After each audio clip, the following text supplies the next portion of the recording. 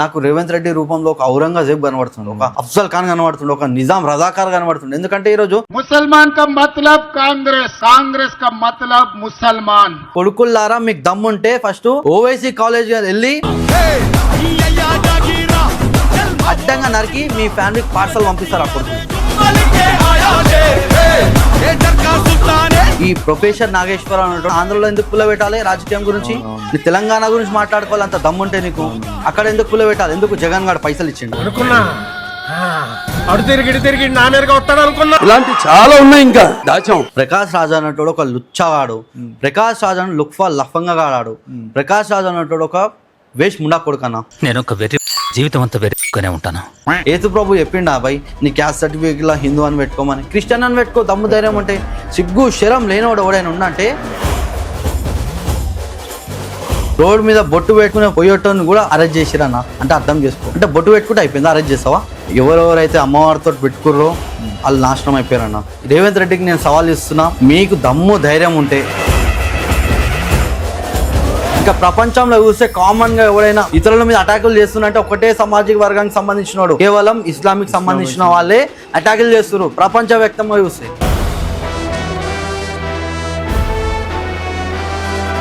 నమస్కారం, welcome to ఏటీ pulse. ఈరోజు ఒక స్పెషల్ వ్యక్తిని మీ ముందుకు తీసుకొచ్చా.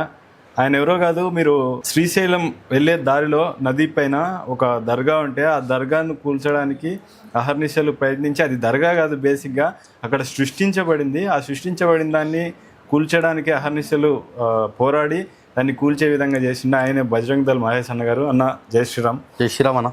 ఫస్ట్ మీరు ఇంటర్వ్యూ ఇస్తారు అనగానే నా మైండ్లో రన్ అయిన క్వశ్చన్ ఏంటంటే, ఆ దర్గా ఏదైతే ఉందో ఆ దర్గాలను కొలిచే వాళ్ళంతా హిందువులే, 100% హిందువులే.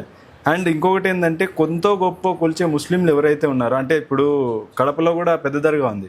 ఆ పెద్ద దర్గా ఏంటంటే మొత్తం ఇంటర్నేషనల్ వైడ్గా సెకండ్ మక్కా అని పిలుచుకుంటారు. సో వాళ్ళ దాంట్లో ఈ విగ్రహారాధన ఇవన్నీ హరాం అంటారు. సో వాళ్ళు ఇట్లాంటి సమాధులు నమ్మొచ్చా అనేది ఒక క్వశ్చన్ అన్నమాట. ఫస్ట్ ఆఫ్ ఆల్ వాళ్ళ దాంట్లో అయితే హరామ్ అని మీరే చెప్పారన్న. కేవలం హిందువులని అక్కడ వాళ్ళని హిందువులని అటాక్ చేసి హిందువులని సెక్యులరిజం దింపనీకి, హిందువులని బానిసలు చేసుకునేకి ఈ యొక్క దర్గాలు సృష్టించారన్న. అప్పట్లో ఏంటంటే దర్గాలు మనకి వెళ్ళకపోతే మస్జిద్లకు కానీ వీటికి వెళ్ళకపోతే జిజియా ట్యాక్స్ అని చెప్పేసి ఉంటుండే అనమాట. జిజియా ట్యాక్స్. సో ఈ పీర్ల పండుగ కానీ ఇప్పుడు మొహరం వస్తే మనోళ్ళే పెద్ద ఎత్తున వాళ్ళకంటే ఎక్కువ మనోళ్ళే చేసుకుంటారు అనమాట. పీర్ల పండుగ చేసుకుంటారు. సో అప్పట్లో నిజామ్స్, రజాకార్స్ కానీ ఆ మొఘల్స్ అప్పుడు సుల్తాన్లు పరిపాలించినప్పుడు బలవంతంగా మనల్ని అక్కడికి వెళ్ళాలని చెప్పేసి, లేదంటే మీ ట్యాక్స్ వేస్తామని చెప్పేసి భయపడుతూ వెళ్ళిరు అనమాట అప్పుడు.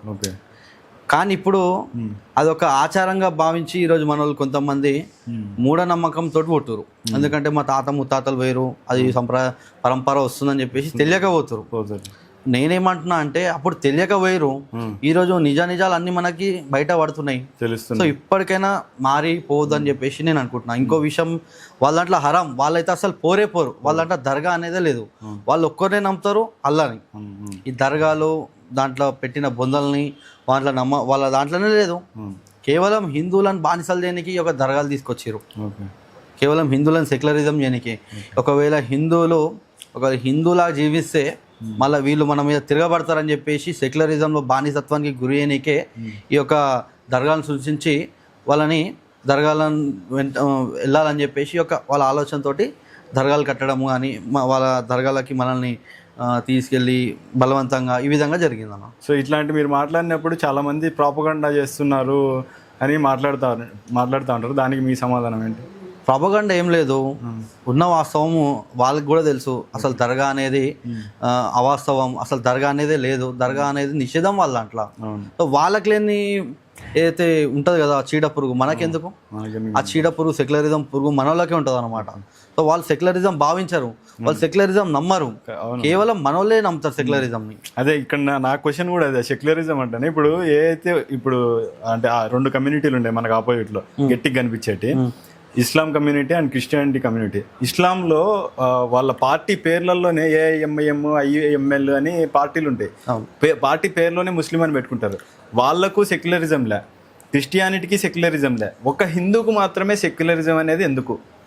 ఇది చెప్పుకుంటే పోతే చాలా పెద్ద చరిత్ర అన్న. హిందూ అనేటోని సెక్యులరిజంకి దింపితే వాడు ఇతర మతస్థుల మీద ఎలాంటి ఇప్పుడు వాడు అటాక్ చేసినా కూడా బాయ్ బాయ్ అనే ఆలోచన సెక్యులరిజం అనే ఒక చీడపురుగు అన్నది. సో ఆ ఆలోచన ఉండాలని చెప్పేసి అప్పుడున్న కాంగ్రెస్ పార్టీ సెక్యులరిజంని తీసుకొచ్చింది. ఇంతకుముందు సెక్యులరిజం అనే వడే లేదు, రాజ్యాంగంలో కూడా లేదు సెక్యులరిజం అన్నారు. ఇందిరాగాంధీ తీసుకొచ్చి ఈ హిందువుల నెంటోలని సెక్యులరిజంలోకి తీసుకొస్తే వీళ్ళ ఆలోచన మారితే వీళ్ళు ఎప్పటికీ మనకే ఓట్లు వేస్తారు.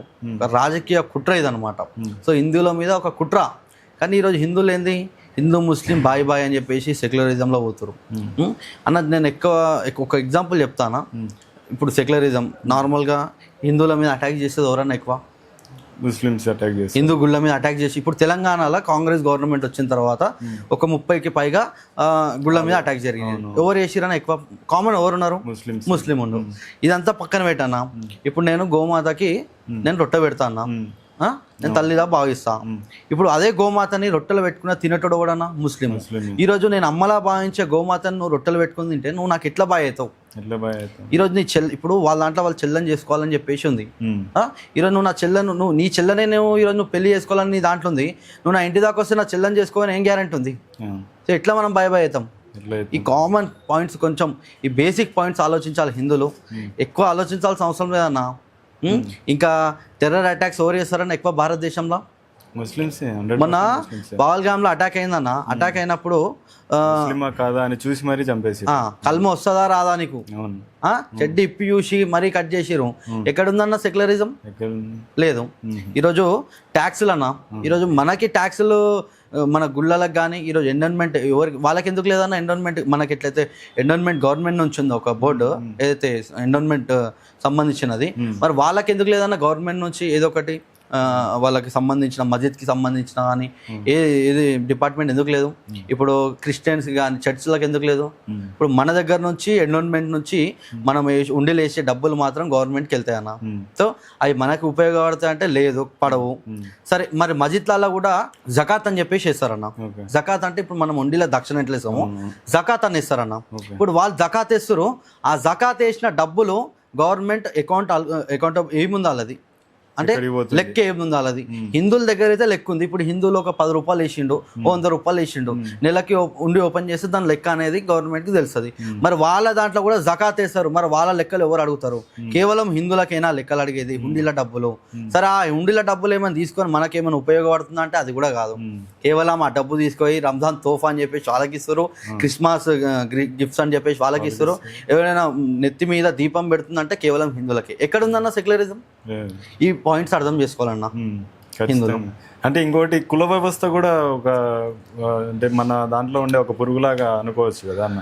ఖచ్చితంగా ఈ కుల వ్యవస్థ అనేది ఖచ్చితంగా హిందువులలో పోవాలా. ఇది బ్రిటిష్ వాడు నాటిన ఒక ఇత్తనం అనమాట. సో ఆడు నాటితే ఈరోజు చెట్టు అయి మొలుస్తుంది అన్నమాట ఉంది. సో ఆడ వేసిన ఇతనం ఈరోజు చెట్టు అయిందన్న.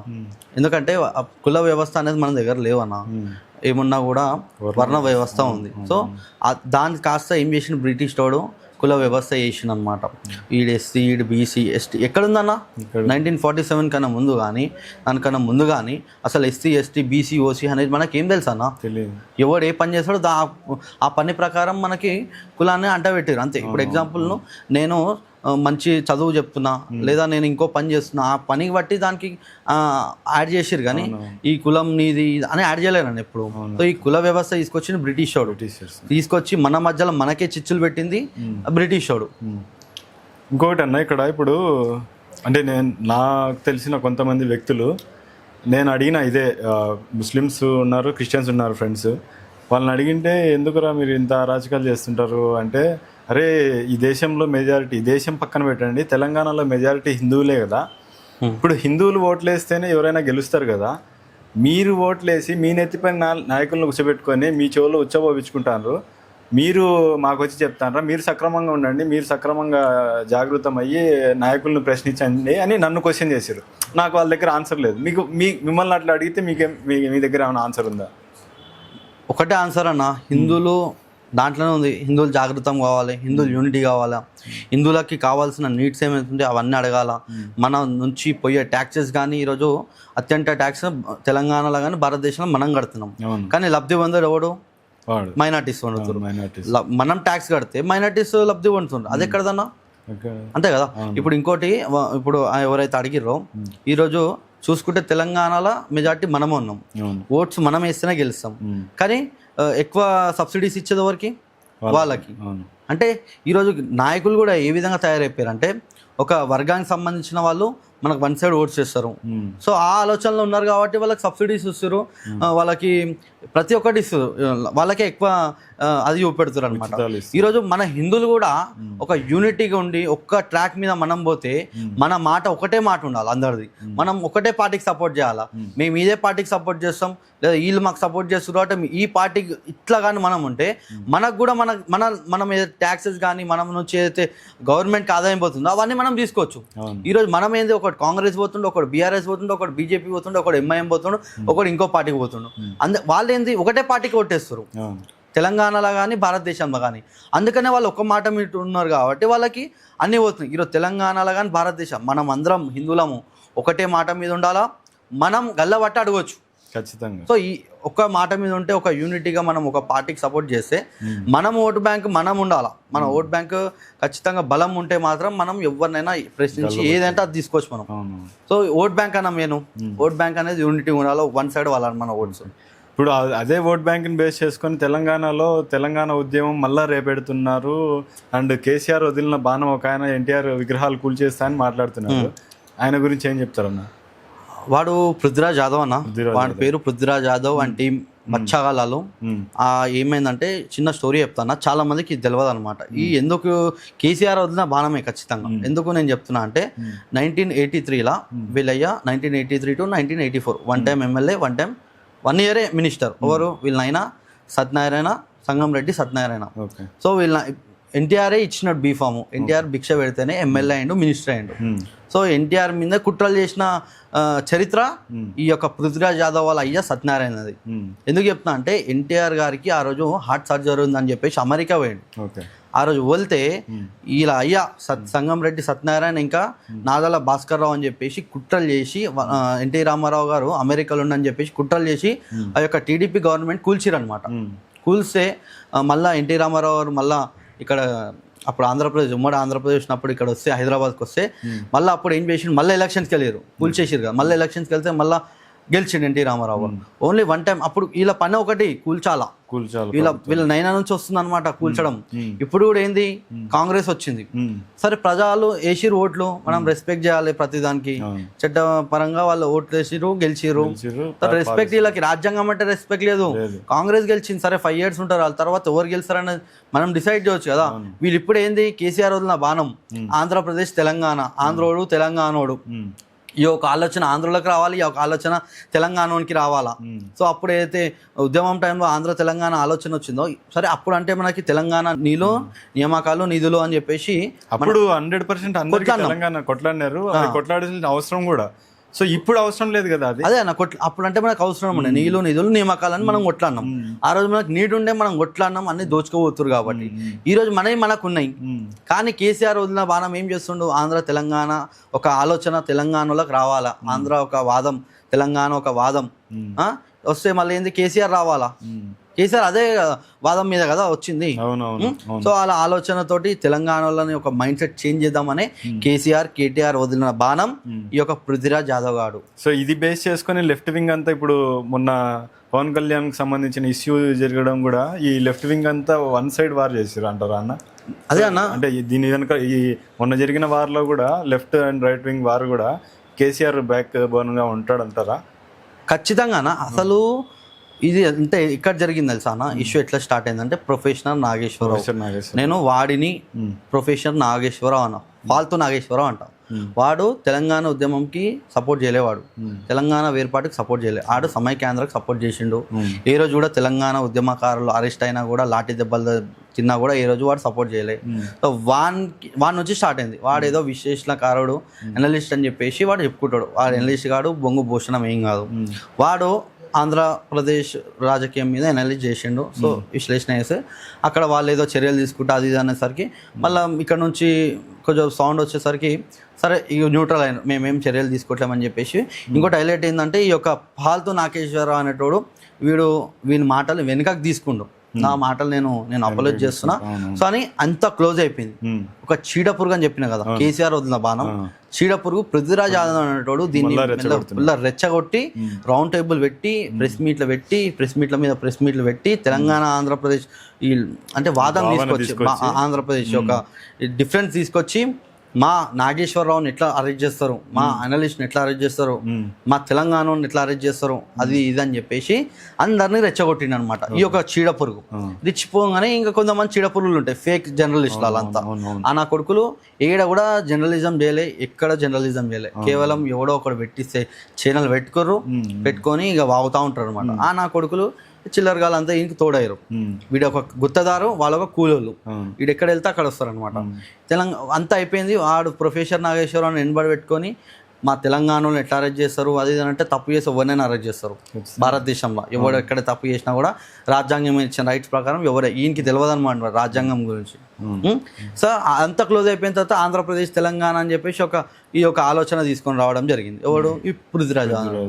దానికి పవన్ కళ్యాణ్ టార్గెట్ చేయాలి, ఆంధ్రోళ్ళని టార్గెట్ చేయాలి, చంద్రబాబుని టార్గెట్ చేయాలి. టైం మోడ్లో ఎన్టీఆర్ విగ్రహం పడేస్తాడంట. కొంతమంది అయితే పార్సల్ పంపిస్తా అంటారు. మరి నేను చెప్తున్నా ఎవరయ్యా జాగిర్ అనుకొని ఇలాంటి మాటలు మాట్లాడుతారు అర్థం కావట్లేదు. ఎవరయ్యా జాగిర్ కాదు నేనంట. పవన్ కళ్యాణ్ అన్నట్టే ఎవరయ్యా జాగిర్ కాదు తెలంగాణ ప్రజలది. ఎవరయ్యా జాగిర్ తెలంగాణ అనేది భారతదేశంలో ఒక పార్ట్. ఇది సపరేట్ దేశం కాదు. ఇది ఎవరు ఎక్కడైనా ఉండొచ్చు, ఎవరు ఎక్కడికైనా వెళ్ళొచ్చు భారతదేశంలో. తెలంగాణ అనేది ఒక రాష్ట్రము, ఖచ్చితంగా మనం ఒప్పుకోవాలి. అది భారతదేశంలో భాగమే. ఎవరెక్కడైనా ఉండొచ్చు, ఇక్కడ వాళ్ళు అక్కడ ఉండొచ్చు, అక్కడ వాళ్ళు ఇక్కడ ఉండొచ్చు. ఇప్పుడు ఈ తెలంగాణ వాళ్ళు వెళ్ళి గుంటూరులో అక్కడ చదువుకునే వాళ్ళు చాలా మంది ఉన్నారు. సో ఎవరైనా ఎక్కడైనా ఉండొచ్చు అనే మినిమం కామన్ సెన్స్ లేదంటారా వీళ్ళకి? వీళ్ళు ఎట్లా అంటే రాజ్యాంగాన్ని ఏదైతే అంబేద్కర్ గారు రాసిన రాజ్యాంగాన్ని ఉల్లంఘిస్తారనమాట. వాళ్ళు రెస్పెక్ట్ అయ్యారు. ఇంతసేపు మేము రాజ్యాంగంకి రెస్పెక్ట్ చేస్తాం, అంబేద్కర్ వారసులం అని మాట్లాడతారు కొంతమంది లెఫ్టిస్ట్ కుక్కలు. అరే ఎవడు ఎక్కడైనా పోయి చదువుకోవచ్చు, ఎవడు ఎక్కడైనా పోయి ఉద్యోగం చేయొచ్చు, ఎవడు ఎక్కడైనా పోయి సంపాదించవచ్చు, ఎవడు ఎక్కడైనా పోయి రాజకీయం చేయొచ్చు. అది రాజ్యాంగంలో రాసింది. ఒకవేళ తెలియకపోతే చదవమను. అంతేగాని ఈరోజు పవన్ కళ్యాణ్ రావద్దు, ఆంధ్రలో రావద్దు, చంద్రబాబు ఎట్లా రాణిస్తా, హైదరాబాద్కి ఎట్లా వస్తా, బిజినెస్లో కులగొడతా అని చెప్పేసి ఈ పృథ్వీరాజ్ అనేటువంటి నీ అయ్యా జాగిరారా తెలంగాణ? నేను అడుగుతున్నా పృథ్వీరాజ్. హైదరాబాదు ఇప్పుడు హైదరాబాద్ ఉన్నటోళ్ళు కొంతమంది హైదరాబాద్ ఉన్నటోళ్ళు ఉన్నారు, తాతల ముత్తాతల నుంచి ఈ హైదరాబాద్ ఉన్నారు. మరి హైదరాబాద్ వాళ్ళు కూడా డిస్టిక్ల నుంచి వచ్చేవాళ్ళు రావద్దు అని అంటే ఏంటి పరిస్థితి?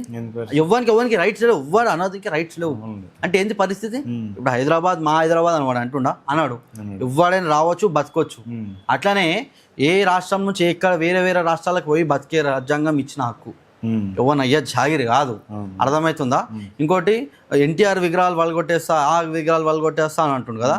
ఈ నా కొడుకుకి నేను సవాల్ చేస్తున్నా పృథ్వీరాజ్ యాదవ్ అన్నటువంటి రజాకారులతో మీరు గుట్లానా అని చెప్పేసి మీరు గప్పలు చెప్పుకుంటారు కదరా. ఈరోజు రజాకారులవి నిజాం సంబంధించిన వాళ్ళ కుటుంబ సభ్యులవి ఇదే హైదరాబాద్లో వాళ్ళ బంధువులు ఉన్నాయి, కూల్చే దమ్మిలకుందా? ఈరోజు హిందువుల మీద బట్టలిప్పి బతుకమ్మ ఆడిపించిన చరిత్ర నిజాం గాంధీ. వాళ్ళ బొందలు ఏడైనా ఉన్నాయంటే హైదరాబాద్లో ఉన్నాయి. నీకు దమ్ము ఉంటే మరి ఈరోజు నువ్వు వాళ్ళ గులవడ తెస్తా, టైం మొదలు వేస్తా, మూసీ నదులు వేస్తా అని మాట్లాడే నీకు దమ్ముందారా? ఈరోజు ఇంకా చాలామంది ఆడు ఏం పేరు కాళోజీ శ్రీనివాస్ అన్నటోడు, తొలివేలుగా రఘు అన్నటోడు, ఆయన బ్యాచ్ చెంచాగాళ్ళు, చిల్లరగాళ్ళు, గలీజ్ గాళ్ళు, బట్టెవాజ్ గాళ్ళు, ప్యాకేజ్ గాళ్ళు అంటా నేనైతే. కోడి చెరువు అని చెప్పేసి పవన్ కళ్యాణ్ గారి ఏదైతే వాళ్ళ ఆస్తుందో ప్రాపర్టీ దగ్గరికి వెళ్ళి ఆల్రెడీ అయినా ఎఫిడేవిట్లో ఉంది. ఎవరైనా కబ్జా చేసింది ఎఫిడేవిట్లో పెడతాడన్నా? ఈ నా కొడుకులు పెడతారేమో మళ్ళీ అట్లా కబ్జా చేసినాయి. ఎవరు కూడా ఎఫిడేవిట్లో కబ్జా చేసిన ఎవరు పెట్టారు. ఓపెన్ స్టేట్మెంట్ ఇచ్చిండు. ఒకవేళ నేను కానీ ఇది కబ్జా చేసినట్టు మీరు నిరూపిస్తే తెలంగాణ గవర్నమెంట్ స్వాధీనం చేసుకోవచ్చు అని ఓపెన్ స్టేట్మెంట్ ఇచ్చారు. ఈయన కొడుకులు పోయి అక్కడ బీర్ బాటిల్ పట్టుకుంటున్నాడు. ఆడు పృథ్వీరాజ్ ఆయనకి అలవాటు, మంచిగా పట్టుకున్నాడు అలవాటు. ఇట్లా సేమ్ ఆడు పట్టుకున్నట్టు రాకపోతాడు. ఆడు సేమ్ అట్లా పట్టుకొని ఇక్కడ ఎవడో బీరు బాటిల్ తాగేస్తే ఎట్లానా, ఎవడో బీడి తాగేస్తే పవన్ కళ్యాణ్ తాగినట్ట.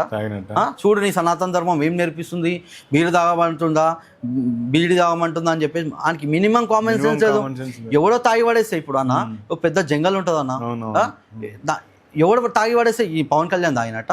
అదే ఇప్పుడు తెలంగాణలో రోడ్ల పైన బీరి సీసాలు ఉంటే సీఎం తాగి పడేసినాడు, సీఎం తాగి పడేసినట్ట ఉంది వీళ్ళు మాట్లాడేది. అది మినిమం కామన్ సెన్స్ లేదు.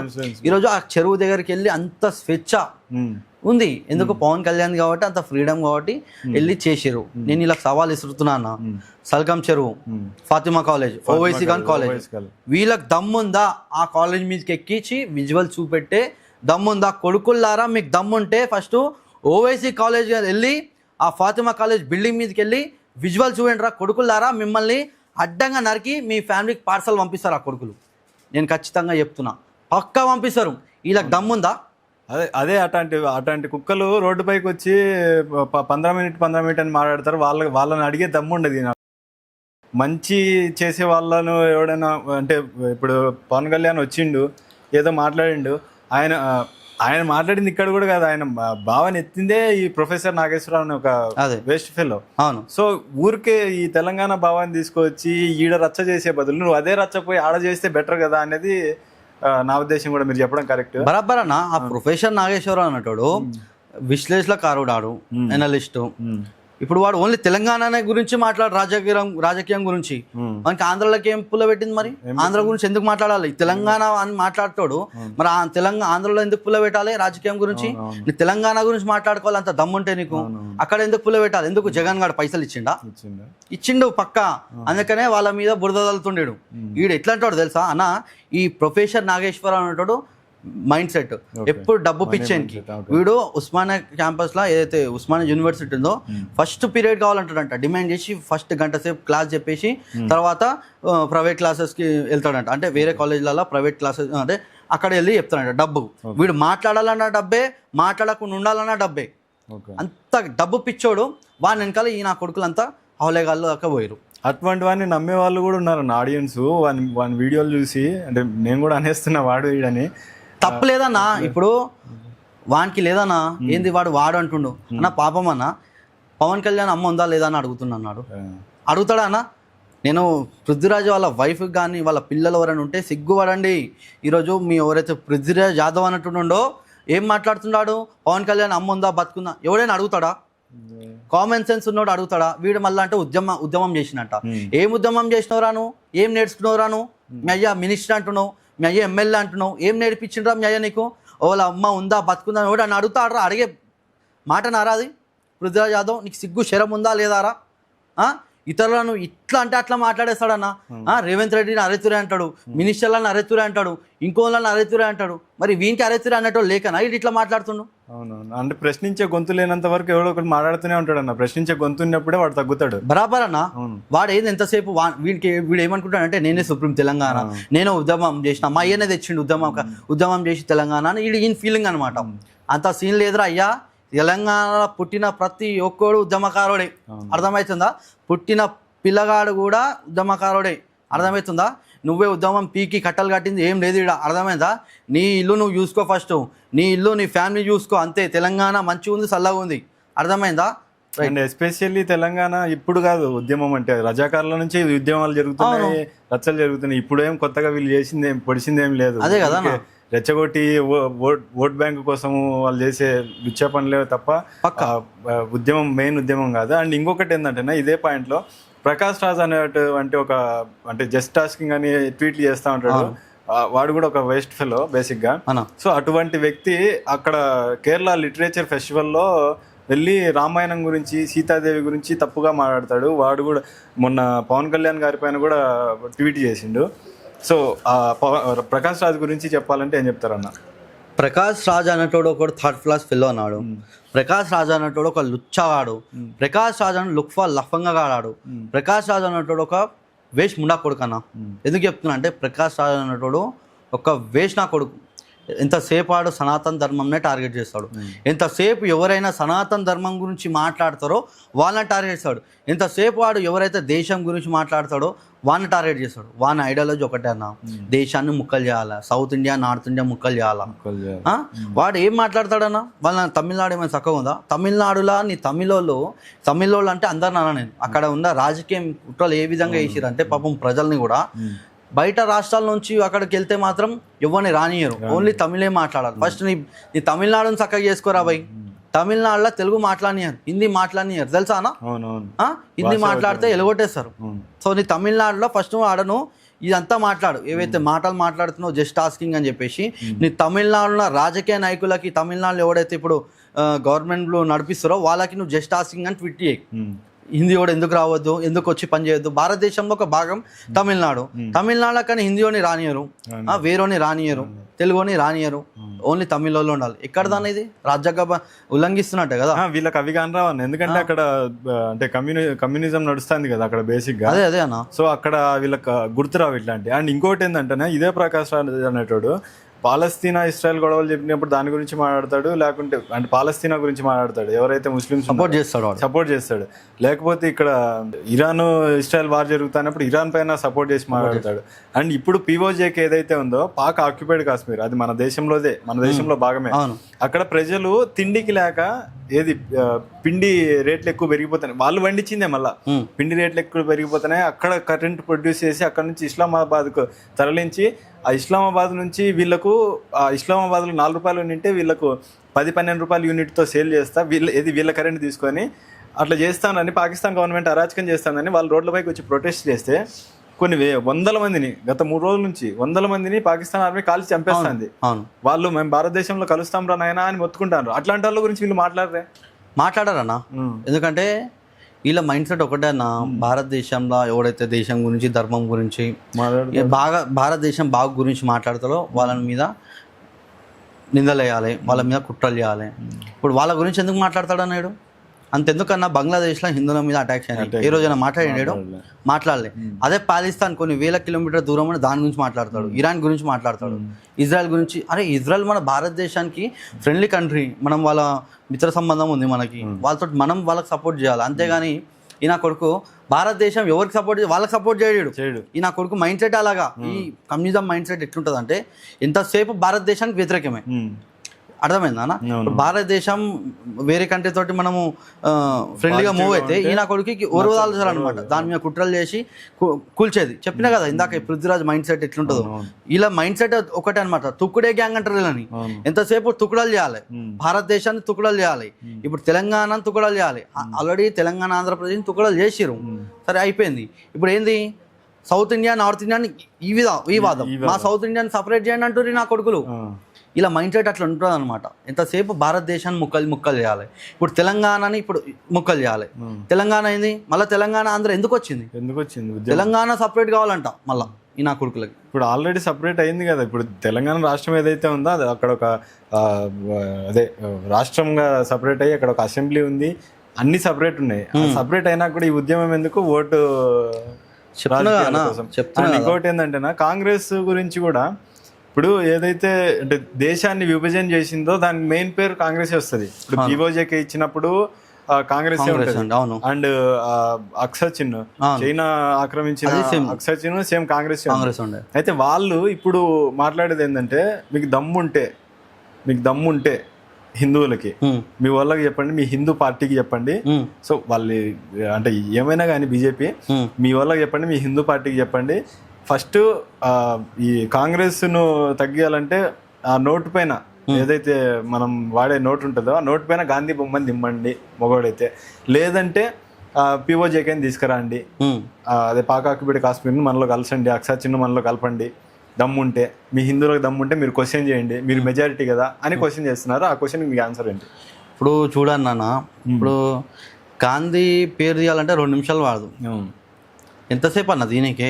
రీసెంట్గా ఒక చిన్న ఏదైతే ఒక సంస్థ పేరు చేంజ్ చేసినందుకే గాంధీకి సంబంధించిన పెద్ద రచ్చ చేసారు. ఎవరు? ఈ కంగిలు, ఈ స్కామ్ రేస్ చెంచాగాళ్ళు చేయనికేం లేదన్నా. మోడీజీకి అన్నీ తెలుసు, ఏది ఎప్పుడు తీయాలా, ఏది ఎప్పుడు పెట్టాలా. వీళ్ళు చెప్తే రాజకీయం నేర్చుకోవాలి. ఆయనకు రాజకీయం తెలిసి ఎట్లా వేయాలనేది, దేశం గురించి ఎట్లా ఆలోచించాలా, దేశం ఎట్లా బాగుపడాలనేది మోడీజీకి చాలా తెలుసు. సో ఆయనకి ఏ విధంగా ఏం చేయాలనేది తెలుసు, ఏం చేస్తాడా అనేది. అన్న కొన్ని రోజులు అయితే నోట్లో ఉండవన్నా, మొత్తం ఆన్లైన్ అవుతుంది. సో ఆటోమేటిక్ గాంధీ పోతాడు, తీయాల్సిన అవసరం ఏముంది. ఈరోజు నువ్వు నోటు అన్న, ఇప్పుడు నువ్వు జెన్యున్గా ఆన్సర్ అన్న. ఇంతకు ముందుకు మనం క్యాష్ వాడుతుండే, ఇప్పుడు నువ్వు వాడుతున్నావు అన్న క్యాష్, మొత్తం ఆన్లైనే కదా. కొన్ని రోజులు ఆగితే మొత్తం ఆన్లైన్ అవుతుంది కదా అన్న. అర్థమైందా? ఒక టైంలో బ్యాంక్ అకౌంట్స్ లేకపోతుండే, ప్రతి ఒక్కరికి యూపీఐ ఉంది, బ్యాంక్ అకౌంట్స్ ఉంది. అర్థమైందా అన్న? చిన్న చిన్న కూరగాయలు అమ్ముకునే వాళ్ళకి కూడా బ్యాంక్ అకౌంట్ ఉంది. సో అప్పుడు క్యాష్ వాడుతుండే, మెల్లగా పోతుంది అన్న, తీయాల్సిన అవసరం లేదు, ఆటోమేటిక్గా వెళ్ళిపోతాడు. తీస్తే అది మళ్ళా మీరే తీసిరని ఒక పెద్ద బురద తగులుతారు. ఆటోమేటిక్ గాంధీ ఎట్లా వచ్చిండో అట్లనే పోతాడు పక్క. అండ్ ఇంకోటి అన్న, ఈ అంటే లెఫ్ట్ లిబరల్ అంతా కలిసి, లెఫ్ట్ వింగ్ పార్టీస్ అన్ని కలిసి ఒక కాక్రోచ్ జనతా పార్టీ అనే ఒక బొద్దింకను ఇంట్రొడ్యూస్ చేసినాయి రీసెంట్ గా. మొన్న నాలాలు ఉంటాయి డ్రైనేజ్లలో, అవే ఆ కాక్రోచ్, ఆ బొద్దింకల పేరుతో ఒక పార్టీ పేరు పెట్టిర్రు. పెట్టిన ఒక 2-3 రోజులకి ఒక 20 మిలియన్ ఫాలోవర్స్. అంతా బంగ్లాదేశ్, పాకిస్తానీ. ఎవరు ధ్రువరాటి ప్రమోట్ చేయడం వల్ల, ధ్రువరాటి తెలుసు కదా, జర్మన్ షెపర్డ్, వాడి ప్రమోషన్ వల్ల అంత బంగ్లాదేశ్ వాళ్ళు, దానికి వచ్చిన 20 మిలియన్స్ ఫాలోవర్స్. సో దేశమంతా దాన్ని రచ్చలేపి, దేశంలో ఢిల్లీలో July 6 నైడరెంగే అనే ఒక నినాదం చేసి, ఏది నీటికి సంబంధించిన దానికి సంబంధించింది లేవనెత్తి విద్యాశాఖ మంత్రిని రాజీనామా చేయమని చెప్తున్నారు. ఈ కాక్రోచ్ జనతా పార్టీ గురించి మీరు చెప్పాలంటే ఏం చెప్తారు? కాక్రోచ్ జనతా పార్టీ, డ్రైనేజ్లో ఉండే కాక్రోచ్ జనతా పార్టీ, అదే ఆ కాక్రోచ్ జనతా పార్టీకి సంబంధించిన కార్యకర్తలు ఎవరైతే ఉన్నారో అన్న, ఫస్ట్ ఆఫ్ ఆల్ మీరు ఏదైతే 20 మిలియన్ 22 మిలియన్ ఫాలోవర్స్ వచ్చారో అన్ని ఫేక్ అన్న. అన్నా మనం కూడా సోషల్ మీడియా వాడతాం, అంత ఈజీగా ఎవరికి రారు. అర్థమైందా? మొత్తం ఫేక్. అర్థమైందా? అవి భారతదేశానికి సంబంధించిన మహా అంటే ఒక 500 to 700K ఉంటారు, మహా అయితే 1 మిలియన్. అంత మించి వాళ్ళ ఫాలోవర్స్ లేరు, అంతా ఫేక్ ఫాలోవర్స్. మనకు తెలియదా అన్న, మనం సోషల్ మీడియా వాడతాము. మనకు వచ్చి 22 మిలియన్స్ ఒకటేసారి 15 మిలియన్ వచ్చిందంటే మనం నమ్మనికేమైనా మనం పెద్ద అదా అన్న? సో అవన్నీ fake followers first of all. అయితే కాక్రోచ్ పార్టీకి సంబంధించి నేను ఒకటే చెప్తున్నా, ఆ యొక్క కార్యకర్తలను చూస్తే నవ్వు అంటే నవ్వు వస్తుంది అన్న. అర్థమైంది? అటు ఇటు కానోళ్ళు కాక్రోచ్ పార్టీకి సంబంధించిన వాళ్ళు. రేపు ఉందంట మళ్ళీ ఏదైతే పెడుతురు, ఇది మన ధర్నా చౌక్ దగ్గర పెడుతురంట, ఇందిరా పార్క్ దగ్గర. అందరూ దేశద్రోహులే, ఖచ్చితంగా దేశాన్ని ముక్కలు చేసే ఆలోచన ఉన్నట్టోళ్ళే కాక్రోచ్ జనతా పార్టీ. అర్థమైందా? ఆ కాక్రోచ్ జనతా పార్టీ నడిపించేది ఆమ్ ఆద్మీ పార్టీ. అర్థమైందా? వాళ్ళ ఐడియాలజీ ఒకటే. వాడు దేశాన్ని వాడు ఎవరు నడిపిస్తుండే అసలు ఈ పార్టీని? ఇందాక ధ్రువరాటి, జర్మన్ షెపర్డ్ అన్నట్టు నడిపిస్తుండు. సో నేనైతే ఒకటే చెప్పాలనుకుంటున్నా, ఇది దేశద్రోహం. ఇది ఫస్ట్ ఆఫ్ ఆల్ పార్టీ రిజిస్టరే కాలేదు. ఇది ఎక్కడికైనా పార్టీ అన్న. కార్యకర్తలు ఎంత 20 మిలియన్ ఫాలోవర్స్ అన్నారు కదా, 22 మిలియన్స్. మరి 200 మంది ఎందుకు రాలేరు మళ్ళీ ఫిల్మ్ మీదకి? ఎవడొచ్చిండో నేను చూసిన, మొత్తం ఫాల్తు గాల్లో వచ్చిరా. మొత్తం ఫాల్త్ అంటే ఫాల్త్. బ్యాక్ లో ఉన్న ఆమ్ ఆద్మీ పార్టీకి సంబంధించిన వాళ్ళే అక్కడికి పంపించినట్టుంది. వాళ్ళు చెప్తున్నా కదా, ఇంకా అటు ఇటు కాని వాళ్ళు కూడా ఉన్నారు దాంట్లో. దేశ్కు భారత్ తేడే తుక్కడే గ్యాంగ్ అనే బ్యాచ్ వచ్చింది అనమాట. తుక్కడే గ్యాంగ్ అని చెప్పినా కదా ఇందాక మీకు. తుక్కడే అంటే ఏంది? తుక్కడే గ్యాంగ్. వీళ్ళు ఎంతసేపు భారత్ తేడే తుక్కడే ఇన్షాల్లా అని చెప్పేసి మాట్లాడేటోళ్ళు.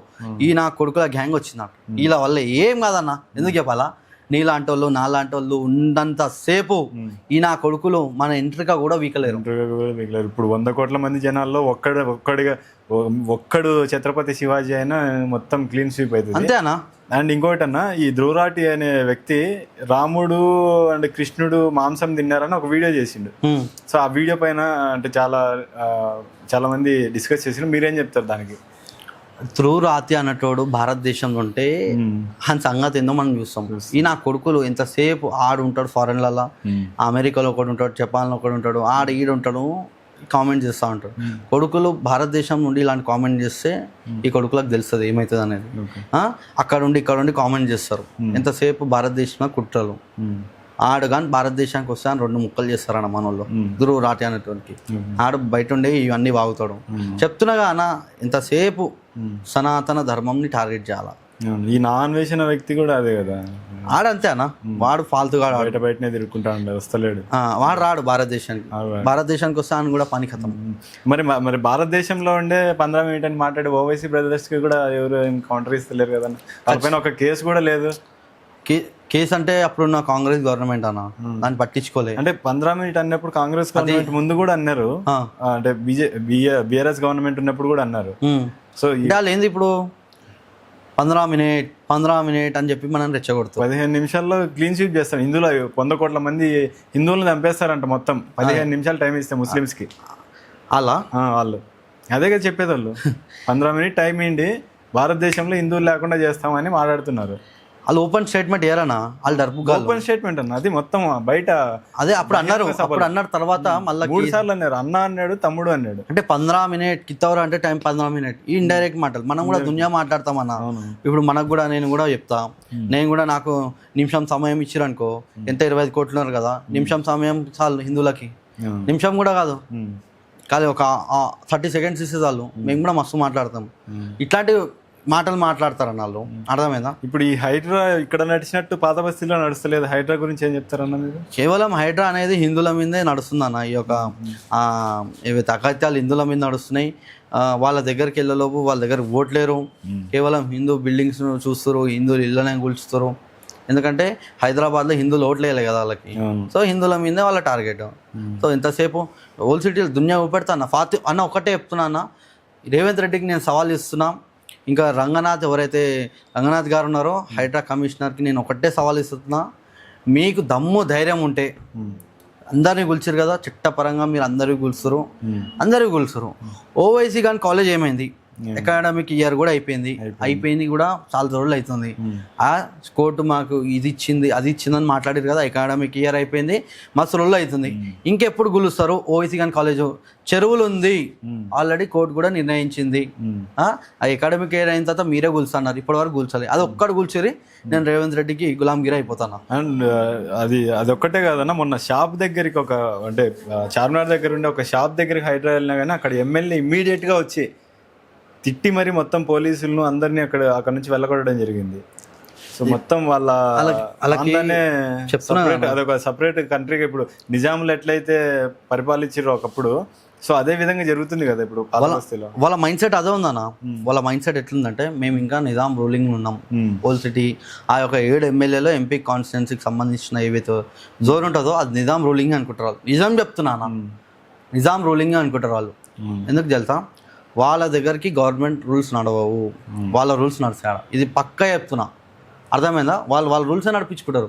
వాడు ఎవరికి పోలీసు వాళ్ళకి భయపడాడు, వాడు ఎమ్మెల్సీ కానీ వాడు కార్పొరేటర్ కానీ అమారా సదర్ సాబ్ బోలే, అమారా ఓవైసీ సాబ్ బోలే అని చెప్పేసి ఆ కొడుకులు బయటికి వస్తారనమాట.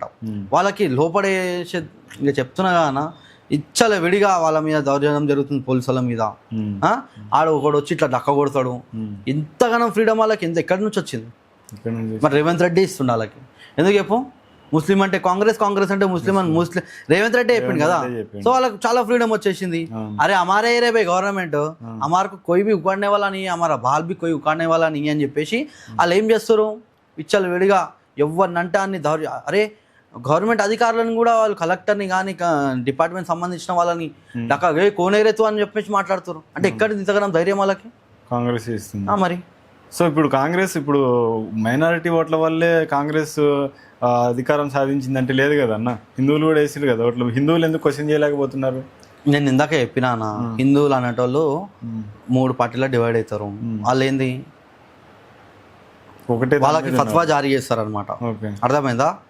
ఫత్వా జారీ అంటే అనౌన్స్మెంట్ చేస్తారు. హుమ్లోగా కాంగ్రెస్ కు ఓడదాలనా ఎక్కడెక్కడ వాళ్ళ లిస్ట్ ఉంటుంది అనమాట. 119 అప్పుడు వచ్చింది లిస్ట్, ఏ ఎమ్మెల్యేని గెలిపించుకోవాలి, ఎక్కడ ఓన్కి ఓట్లు వేయాలని చెప్పేసి లిస్ట్ వచ్చింది అనమాట. ఒకవేళ బీఆర్ఎస్ ఎమ్మెల్యే అనుకూలంగా ఉంటే వానికి కూడా మీరు గెలిపించాలి, అర్థమైందా? కానీ కాంగ్రెస్ ఎమ్మెల్యే మెజార్టీగా గెలిపించుకోరు. ఎక్కడ ఓన్ని గెలిపించుకోవాలంటే ఫత్వా జారీ అవుతుంది. ఇక్కడ నుంచి కాదు, ఢిల్లీ నుంచి అవుతుంది వాళ్ళకి ఫత్వా జారీ. సో మీరు చెప్పిన దాని ప్రకారం అక్కడ కేరళలో కూడా ఐయుఎంఎల్ పార్టీ ఏదైతే ఉందో 22 ఎమ్మెల్యే సీట్లు గెలిచిందన్న. 22 ఎమ్మెల్యే సీట్లు గెలిచి ఆల్మోస్ట్ 90 సీట్ల 100 సీట్లు అట్లా ఉండే అసెంబ్లీలో 22 మంది ఎమ్మెల్యేలు గెలిచి వాళ్ళు 5 మినిస్ట్రీలు డిమాండ్ చేశారు. అవును, 22 ఎమ్మెల్యేలు 5 మంది మినిస్ట్రీలు అంటే అది మామూలు మాట కాదు. ఇప్పుడు 63 మంది ఉండే ఎమ్మెల్యేలు ఉండే కాంగ్రెస్ ఏదైతే ఉందో ఇప్పుడు యూడిఎఫ్ కూటమి నడుస్తుంది కదా, ఇప్పుడు 22 మంది ఎమ్మెల్యేలకు 5 మంది మినిస్టర్లు అంటే మాట అన్న. ఇప్పుడు ఆ మినిస్టర్లు ఏం చేస్తారు, ఈ ముస్లిం పేరు చెప్పుకొని వాళ్ళకి మినిస్ట్రీ వచ్చింది, ముస్లింలకే మంచి చేయాలని చూస్తారు, బరాబర్ చేస్తారు. ఎందుకంటే వాళ్ళు ముస్లింల పేరు చెప్పుకొని గెలిచిరు, సారీ ముస్లిం ఆ పేరు మీద మాకు కావాలని అడుగుతారు. సో వాళ్ళు మంచి చేసేది కూడా వాళ్ళకే, అబ్సల్యూట్ గా వాళ్ళకే. ఇంకోటి చెప్తున్నా అన్న, వాళ్ళు ఎక్కడ గెలవాలన్నా ఫత్వా జారీ చేస్తారు, వాళ్ళు వన్ సైడ్ ఓట్ చేస్తారు. మన సైడ్ మనం కూడా వన్ సైడ్ ఓట్ చేస్తే మనం కూడా డిమాండ్ చేయొచ్చు, ఏదైనా డిమాండ్ చేయొచ్చు. ఖచ్చితంగా గవర్నమెంట్ మనకు అలా ఖచ్చితంగా వస్తుంది, బరాబర్ వస్తుంది అన్న. మనం ఏంది 3 పార్టీలు డివైడ్ అవుతున్నాం, మన ఓట్స్ 3 విధాలుగా షేర్ అవుతున్నాయి, అక్కడిక్కడ పోతున్నాయి, డివైడ్ అవుతున్నాయి. సో మనము కూడా యూనిటీ, ఓట్ బ్యాంక్ అనేది మన ఇంపార్టెంట్. మనం ఎప్పుడైతే ఓట్ బ్యాంక్ మన వన్ సైడ్ పడ్డది అనుకోనా, మన చేతిలో ఉంటుంది అన్న గవర్నమెంట్. హిందూ లేదంటే అది హిందువుల మీద అటాకులు జరగవు, హిందూ అమ్మాయిల మీద ఎలాంటి లవ్ జిహాద్కి సంబంధించిన ఇలాంటి కేసెస్ రావు, గోమాతలు స్లాటరింగ్ అవ్వవు, మన నంది మహారాజు ఇవన్నీ ఆగిపోతాయి. సో మనమేంది మనమేమో ఈరోజు 3 పార్టీలకు ఓట్లు ఇస్తాం, వాడు ఒక పార్టీకి వేస్తుంది కాబట్టి వాళ్ళకి అడిగింది వాళ్ళు ఇస్తారు, వాళ్ళు గట్టిగా ఉంటారు, మనం గట్టిగా అంతే అన్న. ఇప్పుడు ఒక చిన్న ఉదాహరణ చెప్తానా, ఒక చిన్న హాస్టల్ ఉంటుంది అన్న, ఆ హాస్టల్లో ఒక 50 మంది స్టూడెంట్స్ ఉంటారు, దాంట్లో ఒక 5 మంది ముస్లిమ్స్ ఉంటారు, 45 మంది హిందువులు ఉంటారు. మన వాళ్ళేమో ఒకటి నాకు పులిహోర కావాలంటారు ఇద్దరు, ఒకటి ముగ్గురు, ఇట్లా ముగ్గురు ఇద్దరు ఇది కావాలి నాకు పులిహోర కావాలంటాడు, ఇంకోటి ఉప్మా కావాలంటాడు, ఇంకోటి నాకు చపాతి, ఇంకోటి నాకు దోశ, ఇట్లా ఇద్దరు ముగ్గురు డివైడ్ అవుతారు. వాళ్ళు ఏంది 5 మంది బిర్యానీ కావాలంటారు.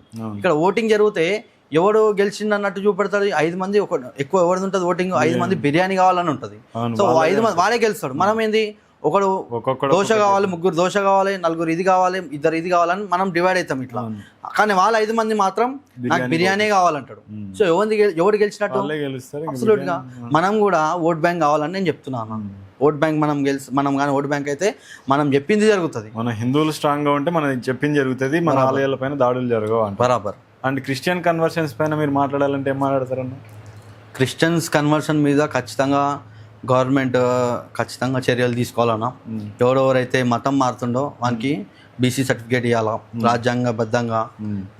ఎవడెవడైతే ఈరోజు క్రిస్టియన్లో మారి ఆడు ఏ క్యాస్ట్కి సంబంధించినోడైనా సరే, ఈరోజు ఒకవేళ స్పెషల్గా ఈరోజు నా ఎస్సీ ఎస్టీ నా మిత్రులు కానీ నా బంధువులు ఎవరెవరైతే ఉన్నారో వాళ్ళకి అన్యాయం జరుగుతుందని నేను చెప్తాను. ఈరోజు పాపం ఒరిజినల్ ఎస్సీ హిందూస్ ఎవరైతే ఉన్నారో వాళ్ళకి అన్యాయం జరుగుతుంది. ఎందుకంటే సబ్సిడీస్ ఏమో ఎస్సీ కోటా మీద వస్తుంది, కానీ డివైడ్ అయ్యి ఎవరికైతున్నాయి, క్రిస్టియన్స్కి అవుతున్నాయి. ఈరోజు అన్యాయం ఎవరు జరుగుతుంది, ఎస్సీ హిందూస్కి జరుగుతుంది.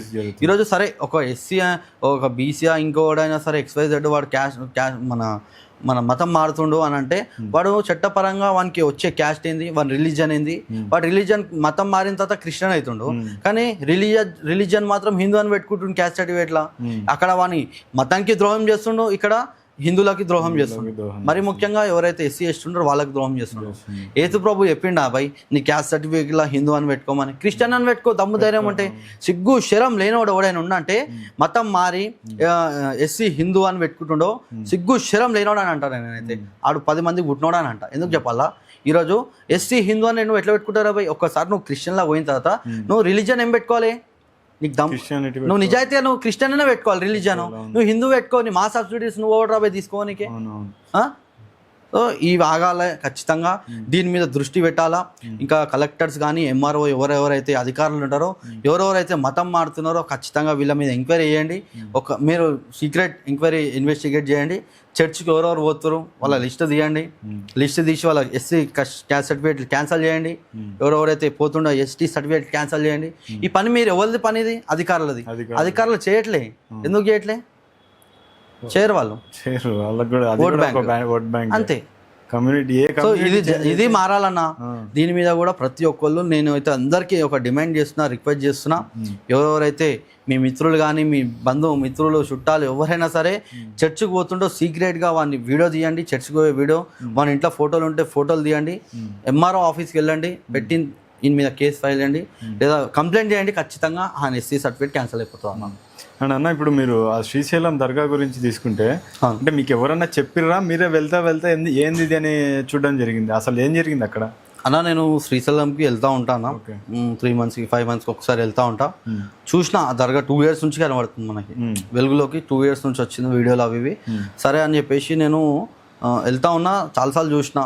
1 year బ్యాక్ కూడా వెళ్ళినా, అప్పుడు దీన్ని నేను రైజ్ చేయలేకపోయినా. నాకు జనవరిలో వెళ్ళినా నేను మళ్ళీ ఫ్యామిలీతో వెళ్తే, సరే ఈ దర్గా పక్కన దర్గా ఉంది. దర్గా అంటే సమాధి, సిమెంట్తో కట్టిన సమాధి, మీరు కూడా చూస్తుంటారు. అది దాని పక్కన ఇంకోటి ఏదో చతురంగి చేసేసి ఇట్లా దాని కింద బ్యాట్లు పెట్టి, అంటే అది దర్గా లాగానే కట్టిరన్న. ఫస్ట్ నేను నా ఆలోచన ఒకటే అనమాట, వీళ్ళు ఏం చేస్తారంటే ఫస్ట్ ఊడుస్తారు, ఊడ్చిన తర్వాత అగరబత్తులు పెడతారు, అగరబత్తులు పెట్టిన తర్వాత చిన్న జెండా పెడతారు, చిన్న జెండా పెట్టిన తర్వాత చిల్లా కడతారు, చిల్లా కట్టిన తర్వాత మెల్లగా సిమెంట్ తోటి పెద్ద మొత్తం అది షో చేస్తారు అనమాట. తర్వాత మస్జిద్ కడతారు అనమాట. వీళ్ళ ప్లాన్ అదే అనమాట. ఆ రోజు నేనేమనుకున్నా అంటే ఆల్రెడీ దర్గా ఉంది, దర్గా పక్కన ఇంకో దర్గా నిర్మిస్తున్నామని చెప్పేసి ఏంది అది కింద బ్యాట్స్, క్రికెట్ సంబంధించిన కిట్స్ అవన్నీ పెట్టిరంట. దాని మీద ఏంది సేమ్ బొందలాగానే ఉంది అవన్నీ. నేనేమనుకున్నా ఇది ఖచ్చితంగా బొందనేమనుకోని ఇంకో బొంద కూడా వెలిచింది. ఖచ్చితంగా దీని మీద దృష్టి పెట్టండి, లోకల్లో ఉన్న హిందువులు కానీ గవర్నమెంట్ కానీ అక్కడ సంబంధించిన ఏదైతే ఇరిగేషన్ డిపార్ట్మెంట్ కానీ దీని మీద దృష్టి పెట్టండి. ఇది ఇది వక్ఫ్ బోర్డు వీళ్ళు ఆక్రమించుకుంటారు, ఈరోజు చిన్న వచ్చి రేపు మొత్తం పెద్దగా చేస్తారు, ఆక్రమించుకుంటారు వీళ్ళు, వక్ఫ్ బోర్డు అంటారు, అది ఇది అని చెప్పేసి నేను ఒక వీడియో పెట్టినా అనమాట. అది పెద్ద ఎత్తున వైరల్ అయింది. ఇంకా నేను కూడా నాకు సంబంధించిన నా మిత్రులు ఎవరైతే సోషల్ మీడియాలో ఇన్ఫ్లుయెన్సర్స్ ఉంటారో వాళ్ళకి నేను దీని మీద వీడియో చేయాలి, ఇంకా నేను మీడియా వాళ్ళకి కూడా చెప్పి దీని మీద కొంచెం రేజ్ చేసిన అనమాట. సో దాన్ని కొంతమంది షో సాములు వాళ్ళు అందరూ అందుకొని ఇక పోయినట్టు వీడియో పెట్టడం జరిగింది. ఇంకొక రోజు చలో మన పాతాళగంగా శ్రీశైలం అని పిలుపునిచ్చారు. ఫిబ్రవరి 14 తారీఖు ఇచ్చారు అనుకుంటా, నాకు తెలిసి అయితే అప్పుడే ఇచ్చారు. సో ఇస్తే అది 8 తారీఖు కొంతమంది ఇచ్చారు, 14 తారీఖు కొంతమంది ఇచ్చారు. అయితే ఆ రోజు ఇంకా ఆల్మోస్ట్ పెద్ద ఉద్యమం నడిచింది అది సోషల్ మీడియాలో, ఖచ్చితంగా పోవాలని చెప్పేసి. పోలీసు వాళ్ళు కూడా వాళ్ళకి పెద్ద తలకాయ నొప్పి మారిపోయింది, గవర్నమెంట్కే తలకాయ నొప్పిగా మారిపోయింది. ఎందుకంటే అప్పుడు శివరాత్రి ఉండే 15 తారీఖు శివరాత్రి, అక్కడ వాళ్ళని శివభక్తులను కంట్రోల్ చేయాలా, అక్కడ గుడికి వచ్చిన వాళ్ళని వీళ్ళని కంట్రోల్ చేయాలా అనే ఒక ఆలోచనకు వచ్చేసి 8 తారీఖు 9 తారీఖు దాన్ని కూలగొట్టేసారు అనమాట. సో గవర్నమెంటే కూలగొట్టేసింది. సో అదొక మాకు ఆ రోజు చూసినాం మేము, అదొక శుభవార్త విన్నామన్నా. సో ఈ విధంగా మనము సోషల్ మీడియా త్రూ మనం దాన్ని రైజ్ చేసినాం. ఆ రోజు చాలా మంచి పని చేసినాం, ఎందుకంటే కొన్ని రోజులు పోయింటే నిజంగా మీరు అన్నట్టు వక్ఫ్ బోర్డు పేరుతో మొత్తం ఆక్రమించేసారు. ఖచ్చితంగా అన్న, అక్కడ వాళ్ళు చిన్న స్టార్ట్ ఎట్లయింది అక్కడ వాళ్ళు, నేను విన్న ప్రకారము చిన్న ఏదో సమాధి ఉండే, వాడు అగరబత్తులు పెట్టిండంట. అంటే అగరబత్తులు పెట్టి చిన్నగా నిర్మించిండు. ఈరోజు ఏమైంది, అది ఒక 4-5 ఫీట్లో ఒక దర్గా నిర్మించిండు అన్నవాడు, పెద్ద గుమస్తా తయారు చేసిండు తెలుసా. అట్లా తయారు చేసిండంటే రేపు మెల్లగా గోడలు నిర్మించడానికి ఏం లేదన్నా, ఖచ్చితంగా నిర్మిస్తాడు. అక్కడ గోడలు కడతాడు, మెల్లగా అక్కడక్కడ జాడ కొట్టేసి మొత్తం అక్కడక్కడ బౌండరీ వాళ్ళు కడతాడు, కట్టేసి మస్జిద్ అంటాడు. మస్జిద్ అని ఇక మెల్లమెల్ల అక్కడక్కడ మెల్లమెల్ల వాళ్ళు ఎప్పుడు కూడా డైరెక్ట్ రారన్న. ఫస్ట్ నేను చెప్పినా కదా, ఫస్ట్ ఊడుస్తారు. స్టార్టింగ్ వాళ్ళది ఎప్పుడు కూడా డైరెక్ట్ అటాక్ చేయరు, మెల్లగా ఊడుస్తారు, అగరబత్తులు పెడతారు, చిన్న జెండా కడతారు, చిన్న జెండా కట్టి చిల్ల కడతారు, చిల్ల కట్టి దర్గా కడతారు, దర్గా కట్టి మస్జిద్ కడతారు, మస్జిద్ కట్టి వక్ఫ్ బోర్డు అంటారు. ఇదే వాళ్ళ ఆలోచన. ఇంకోటి ఇక్కడ మన బంజారా హిల్స్ పెద్దమ్మ సంబంధించిన ఇష్యూ బాగా జరిగింది. అయితే ఒక ఖాళీ ప్లేస్లో, అది అమ్మవారికి సంబంధించిన ప్లేసే అని అందరికీ తెలుసు, ఆ ప్లేస్ గవర్నమెంట్ ఇది అనేసి అక్కడ ఆలయాన్ని కూల్చేయడం జరిగింది. ఎవరు ఈ రేవంత్ రెడ్డి గవర్నమెంట్ ఏదైతే ఉందో. అయితే ఇప్పుడు వీళ్ళకు ఆ బంజారా హిల్స్లో ఆ ఖాళీ జాగాలో ఉండే అమ్మవారు కానీ వచ్చింది, కానీ సికింద్రాబాద్ పోయే రోడ్లో నడి రోడ్లో దర్గా ఉంటుంది, నడి రోడ్డులో అది కనిపించలేదంటారా వీళ్ళకు కళ్ళకు? అండ్ ఈ పెద్దమ్మ తల్లి టెంపుల్కి సంబంధించిన న్యాయం జరిగే ఆప్షన్ ఉందా, మళ్ళీ కట్టే ఆప్షన్ ఉందా? ఖచ్చితంగా కొట్లాడి మరీ మేము ఆ గుడిని మాత్రం మనం కట్టుకుంటామన్నా, బరాబర్ చెప్తున్నా. ఆ గుడి ఇప్పుడు మీరు అన్నారు కదా పెద్దమ్మ తల్లి గుడి తీసేసిరని, అక్కడ కొన్ని ఒక 50 సంవత్సరాల మీద నుంచి అక్కడ ఆలయం ఉంది, అక్కడ పూజలు జరుగుతున్నాయి. కాకపోతే లోపల ఉండేసరికి ఎవరు భక్తులు రారు. అక్కడ వాళ్ళు ఎవరైతే అక్కడ బస్తీ వాసులు ఉంటారో కొంతమంది పోయి అక్కడ పూజలు చేస్తుండే, అందరు పోతారని నేను చెప్పాను. ఎందుకంటే చాలా నేను కూడా పోయినా, అది పోలేని పరిస్థితి, పోతే రాని పరిస్థితి. అలాంటి పరిస్థితిలో వాళ్ళు అక్కడ పూజలు చేస్తుండే. అక్కడ గుడి ఉంది, అన్నీ ఉన్నాయి అన్న, మొత్తం ఎవిడెన్స్ ఉన్నాయి, అన్నీ ఉన్నాయి. అక్కడ గుడి ఉంది, అక్కడ గుడి కూడా కట్టిర్రు మెల్లగా. అది ఏం చేసిరంటే అధికారులు ఎంఆర్ఓ అనితారెడ్డి గారు వచ్చేసి రాత్రికి రాత్రి 3:30 గంటలకి కూల్చడం ఏమవసరం అన్న దొంగతనంగా కూల్చి విగ్రహాన్ని కూడా విగ్రహాన్ని కూడా ఎంత అఘోర పరుసు తీసుకోయారంటే ఒక పైగో చెత్త బండిలో తీసుకోయారన్న అమాస రోజు నిండు అమాస రోజు తీసుకోయారు. నేను ఖచ్చితంగా పాపం అనేది నేను చెప్పనన్నా అమ్మవారు చూసుకుంటుంది. ఎవరు పతనం ఎట్లా స్టార్ట్ అవుతుంది అనేది ఆమె చూసుకుంటుంది. ఎందుకంటే ఎవరెవరైతే అమ్మవారితో పెట్టుకుర్రో వాళ్ళు నాశనం అయిపోయారన్న. ఇప్పుడు కూడా నేను చెప్తున్నా, మీ మీడియా ద్వారా నేను చెప్తున్నా, ఛాన్స్ ఉంది, వచ్చి గుడి కట్టుకుంటే మీ జీవితం మంచిగా ఉంటుంది. లేకపోతే ఎవరెవరైతే ఇన్వాల్వ్మెంట్ ఉన్నారో, ఇది నేను చెప్పడం కాదన్నా, ఖచ్చితంగా చెప్తున్నా, అమ్మవారి శాపం కలుగుతుంది.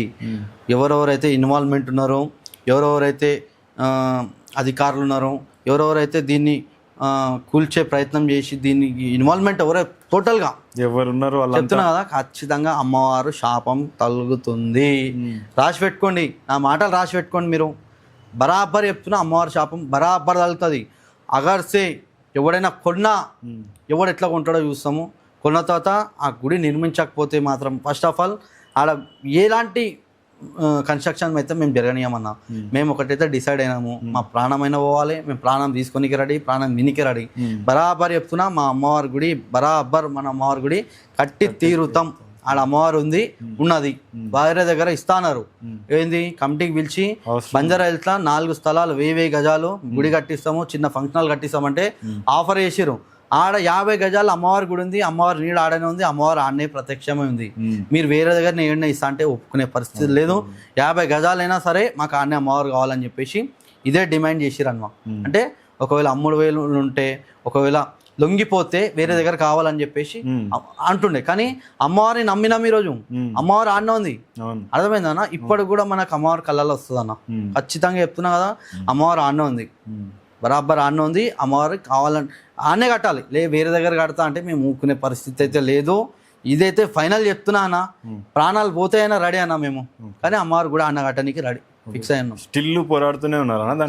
పోరాడుతున్నాం అన్న. రీసెంట్ గా కోర్టులో కూడా వేయడం జరిగింది, పిటిషన్ వేయడం జరిగింది, మనం కలెక్టర్ ఆఫీస్ ముట్టడి కూడా వేయడం జరిగింది. ఈ ఉద్యమం ఆపేది లేదన్న, ప్రాణం ఉన్నంత వరకు ఉద్యమం చేస్తూనే ఉంటాం. కానీ గుడి మాత్రం అనేది కట్టి తిడుతాం. ఇందాక మీరు దర్గాల గురించి మాట్లాడారు, రోడ్ల మీద ఎన్నో దర్గాలు ఉన్నాయన్న, వీళ్ళకి కూడా తెలుసు. అక్రమంగా కట్టిన దర్గాలు అవన్నీ. నార్సింగ్ లో లేదా అన్న ఇంత పెద్ద దర్గా, ఎన్నోసార్లు యాక్సిడెంట్ అయింది నార్సింగ్ లో. ఇప్పుడు మీరు అన్నట్టు సికింద్రాబాద్ లో, ఇప్పుడు నేను ఓల్డ్ సిటీకి తీసుకుపోతా అన్న, ఇదే సైదాబాద్, ఇదే ఓల్డ్ సిటీ, ఇదే టప్పా చౌదరా, ఇవన్నీ ఏరియా అయితే ఉన్నాయో ఎన్ని దర్గాలు లేవన్నా?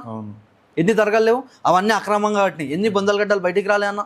ఎన్ని బొందలగడ్డ చిన్నగా పెట్టి వక్ బోర్డ్ అని చెప్పేసి మొత్తం కబ్జా చేసిన ఎన్ని లేవన్నా? ఇలా ఎన్ని లేవన్నా? దునియా ఉన్నాయి. వీళ్ళకి వాళ్ళని ప్రశ్నించడానికి రాదు. కేవలం హిందువులు 50 గజాలు అడిగారు, అది ఈయనకి చేతగాట్లేదు ఈ యొక్క కాంగ్రెస్ గవర్నమెంట్. నిజం చెప్తున్నా అన్న, ఆ రోజు అఫ్జల్ ఖాన్ గాడు, ఎవరైతే ఔరంగజేబ్ గాడు, ఎవరైతే ఈ నిజామ్స్, ఇంకా ముఘల్స్, మనం విన్నాం చరిత్ర. కానీ ఈరోజు చరిత్ర చూస్తున్నాం అన్న, మన గుళ్ళు కొట్టేది మన కల్లారా చూస్తున్నాం. ఆ రోజు మనం చూడలేదు చరిత్ర విన్నాం. ఆడు గుళ్ళు కొడుతుండే, రోడ్ల పోటీ గుళ్ళు కొడుతుండే, ఆయన కనబడ్డదే చాలు గుళ్ళు కొడుతుండే ఔరంగజేబ్ గాడు అని విన్నాం. కానీ ఈరోజు నాకు రేవంత్ రెడ్డి రూపంలో ఒక ఔరంగజేబ్ కనబడుతుండే, ఒక అఫ్జల్ ఖాన్ కనబడుతుండే, ఒక నిజాం రజాకార్ కనబడుతుండే. ఎందుకంటే ఈరోజు నాకు ధర్మం సంబంధించిన నేను దైవంగా గొలిచేయరు, నాకు గుళ్ళు అన్ని గొలుస్తుండు. నేను అదే విధంగా నేను భావిస్తాను. రేవంత్ రెడ్డి అన్నట్టు ఖచ్చితంగా రేవంత్ రెడ్డి అని అన్నట్టు ఔరంగజేబే. ఈరోజు నా గుళ్ళు ఎన్ని గుళ్ళు పోలేవన్నా? నా ముత్యాలమ్మ గుడి గుళ్ళు కొట్టేసిరు, నా పురాణాపుల్ల ఇంత ధ్వంసం చేసిరు, నాంపల్లి గుళ్ళు కూడా వేసిరు. ఇంకా సంగారెడ్డిలో చూసుకుంటే, ఈరోజు హనుమాన్ గుళ్ళు చూసుకుంటే ఎన్నిగనం గుళ్ళు కొట్టిరన్న. ఇది కేవలం కాంగ్రెస్ గవర్నమెంట్ వచ్చిన తర్వాత నీగనం గుళ్ళు, అంతకుముందు కాలేదు. ఎందుకు ఇంతగానం కాంగ్రెస్ గవర్నమెంట్ వచ్చిన తర్వాత ఈ యొక్క ముస్లిం సమాజానికి ఎందుకు ఇంతగానం బలం వచ్చింది? అంటే వాళ్ళు యాక్టివ్ అయిపోతారు కదన్న, మాకు మేము ఏం చేసినా గవర్నమెంట్ మాకు సపోర్ట్ ఉంటుందని వాళ్ళు యాక్టివ్ అయిపోయారు, ఇట్లా గుళ్ళ మీద పడారు. అండ్ ఇప్పుడు పెద్దమ్మ టెంపుల్కి సంబంధించింది ఫైనల్గా అంటే ఆడ గుడి కట్టే ఆప్షన్ ఉందంటారా లేదంటారా అన్నా? ఇప్పుడు ఇంకో మాట నేను చెప్పాలనుకుంటున్నాం. మనం కేవలం 50 గజాల గురించి మనం ఫైట్ చేస్తున్నాం. 11 ఎకర్స్ ఉందా, 1100 ఎకర్స్ ఉందా, అది మీ ఇష్టం. మీరు ఆప్షన్ వేసుకోండి, అమ్ముకోండి, గవర్నమెంట్ ప్రాఫిట్ తీసుకోండి, మాకు అనవసరం. మాకు కావాల్సింది కేవలం 50 గజాల గుడే. అర్థమైందా? ఖచ్చితంగా ఆడ కట్టి తీరుతామన్నా. ఆ గుడిని మొత్తం స్మాష్ చేసిరు. ఎట్లయితే అమ్మవారి గుడి స్మాష్ చేసిరు అమావాస్య రోజు, అట్లా గవర్నమెంట్ కూడా కూలిపోతుంది. బరాబర్ చెప్తున్నా, రాసి పెట్టుకోండి. నెక్స్ట్ ఇయర్ కాంగ్రెస్ గవర్నమెంట్ రాదు, నెక్స్ట్ టైము. ఇది రాసి పెట్టుకోండి అంతే. ఈ వీడియో ఖచ్చితంగా మనం అప్పుడు ప్లే చేద్దాం. బరాబర్ చెప్తున్నా. నెక్స్ట్ ఈరోజు గులగొట్టింది అమ్మవారి గుడి. నెక్స్ట్ తర్వాత కాంగ్రెస్ గవర్నమెంట్ రాదు. రాసి పెట్టుకోండి. కేసీఆర్ అన్నట్టు కూడా హిందువులు బొందుగాలు హిందువులు గణేషులు పెడితే మండపాలు ఏనియలే, ఇలాంటి పరిస్థితి కేసీఆర్ అన్నట్టు కూడా తీసుకొచ్చిండు. కేసీఆర్ అన్నట్టుకి శాపం తగిలింది. ఇప్పుడు ఒక అనుభవిస్తుండు. రేపు కేసీఆర్ ఇప్పుడు రేవంత్ రెడ్డి అన్నట్టు అండ్ ఎవరైతే కాంగ్రెస్ సంబంధించిన వాళ్ళు కూడా అనుభవిస్తారు. ఎవరెవరైతే వాళ్ళ వాయిస్ రేజ్ చేద్దాం అనుకుంటారు అయినా మీరు రేజ్ చేయలేకపోతారు. అంటే వాళ్ళకు ఉంది మినిస్టర్స్. ఎండోన్మెంట్ మినిస్టర్ ఏం చేస్తుంది? ఈ గుళ్ళకు సంబంధించిన డబ్బు కావాలా, గుళ్ళకు సంబంధించిన డబ్బు కావాలి. కానీ గుళ్ళను గుల్లగొడితే ఎండోన్ మినిస్టర్ కొండా సురేఖ ఏం చేస్తుంది? కేవలం నిన్ను ఎందుకు పెట్టిరు అసలుకి ఎండోన్ మినిస్టర్? నీకు ఒక ఏంది డమ్మీ మినిస్టర్ అను? అసలు ఏంది అసలుకి? నువ్వు ఏంది? నువ్వు గుళ్ళు గుల్లగొడతా నువ్వు ఎందుకు ప్రశ్నించలే? ఎందుకు? గుడి నుంచి వచ్చే ఆదాయం కావాలి నీకు, గుడి నుంచి వచ్చే ఆదాయం కావాలి నీకు. ఈరోజు గుళ్ళు గుల్లగొడితే నువ్వు ఎందుకు ప్రశ్నించలే? ఇన్ని గుళ్ళు గుల్లిపోతే ఏ రోజు నువ్వు మాట్లాడలే బయటకు వచ్చి? ఏ రోజు మాట్లాడిందన్నా? ఉందా? చరిత్రలో ఉందా ఆమె మాట్లాడింది? అసలు ఆమె ఎండోన్ మినిస్టర్ కదా. అసలు ఎండోన్మెంట్ డిపార్ట్మెంట్ అంటే ఏందో ఆమెకు తెలుసా? తెలియని వాళ్ళకి తీసుకొచ్చి ఎండోన్మెంట్ మినిస్టర్ ఇస్తే ఇట్లానే ఉంటుంది. సో నేను ఎండోన్మెంట్ మినిస్టర్కి నేను డిమాండ్ చేస్తున్నా, ఆ గుడిని ఖచ్చితంగా గట్టి తిరాలని చెప్పేసి నేను డిమాండ్ చేస్తున్నా.